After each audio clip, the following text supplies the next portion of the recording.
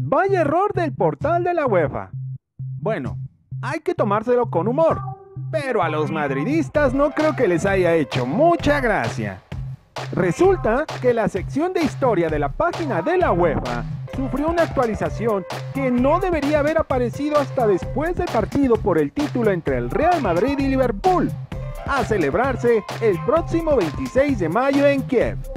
En la actualización se pudo apreciar que colocaron al Liverpool como ganador de la final de la Champions.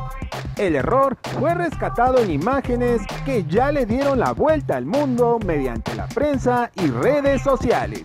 ¿Error o vaticinio? Aún no sabemos. Pero a partir de ahora, a los fanáticos Reds les agrada mucho más el sitio web de la UEFA.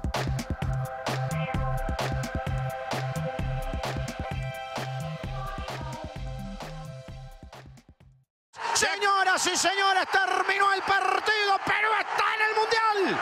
36 años después, los 30 millones de peruanos a lo largo y ancho del país